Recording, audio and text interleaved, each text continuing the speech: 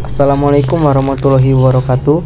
Perkenalkan, nama saya Muhammad Fajri, NIM 2353-1085. Sini saya akan menjelaskan tentang tujuan pendidikan menurut Al-Quran dan Hadis. Tujuan pendidikan Islam adalah untuk membentuk individu yang beriman, berakhlak baik, dan memiliki pengetahuan yang bermanfaat. Tujuan pendidikan Islam juga bertujuan untuk mencapai kebahagiaan di akhirat, yang merupakan tujuan akhir kehidupan manusia. Tujuan pendidikan Islam dalam Al-Quran dan Hadis. Di sini Al-Quran yang saya ingin sampaikan yaitu dari Quran surah Al-Isra ayat 9 yang berbunyi Bismillahirrahmanirrahim. Inna hadzal Qur'ana yahdi lillati hiya aqwam wa yubashshirul mu'minina alladziina ya'maluna as-salihati anna lahum ajran hasanah. Yang artinya, sungguh Al-Quran ini memberi petunjuk ke jalan yang paling lurus dan memberi kabar gembira pada orang mukmin yang mengajarkan kebajikan bahwa mereka akan mendapat pahala yang besar. Kemudian hadis riwayat Muslim nomor 2674 dari Abu Hurairah bahwa Rasulullah SAW bersabda, barang siapa mengajak kepada petunjuk, maka baginya pahala seperti sama pahalanya orang yang mengikutinya, tanpa mengurangi pahala mereka sedikit pun. Dan barang siapa mengajak kepada kesesatan, maka baginya dosa sama seperti orang yang mengikutinya, tanpa mengurangi dosa mereka sedikit pun. Jadi tujuan pendidikan ini yaitu mengajarkan kepada kebaikan tanpa mengajarkan kesesatan.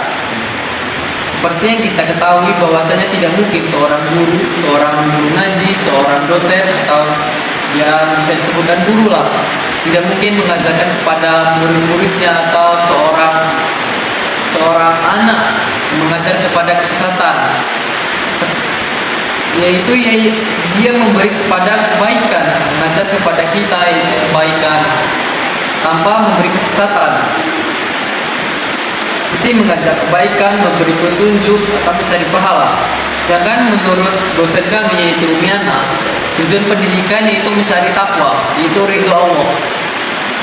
Jadi untuk mencapai takwa ini harus ada 5 tahap. Yang pertama yaitu muslim. Tentunya seorang yang beragama Islam tentunya pasti ya bergerak muslim. Dan untuk mencapai ke selanjutnya yaitu mukmin, yaitu orang-orang yang sholat. Dikatakan seorang mukmin yaitu ketika dia belum mengerjakan sholat. Kemudian tingkat selanjutnya yaitu muhsin, yaitu akhlak yang baik. Akhlak yang baik yaitu akhlak yang bisa ditiru lah. Dari akhlaknya yang baik, dari perilakunya yang baik, tidak ada kata-kata yang membuat kita itu buruk lah. Kemudian mukhlis, yaitu tulus, ikhlas. Jadi ketika kita memberi sesuatu kepada orang lain berupa barang, uang atau apapun, itu kita ikhlas, tulus, tanpa mencari validasi orang lain. Kemudian tingkat yang selanjutnya itu baru ada yang namanya takwa. Takwa yaitu ridho kepada Allah. Jadi untuk mencari takwa, kita perlu ada namanya lingkungan yang baik, kemudian ada teman yang baik, pengetahuan yang baik, kemudian komitmen yang baik. Itu bisa kita temukan baru bisa menjadi takwa, yaitu ridho kepada Allah.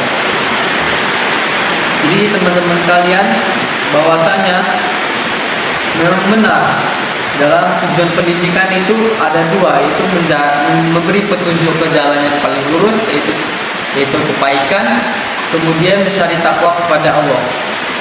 Tidak mungkin seorang dosen itu hanya semata-mata untuk mencari uang saja, teman-teman. Mungkin dia memberikan ilmunya pada kita untuk memberi petunjuk dan kebaikan. Di dalam buku Syekh Muhammad Salih Al-Muhajir, tujuan pendidikan yang pertama yaitu mengajak kebaikan, kemudian memberi petunjuk, kemudian mencari pahala dan mencari ridho Allah. Demikian yang bisa saya sampaikan. Terima kasih. Wassalamualaikum warahmatullahi wabarakatuh.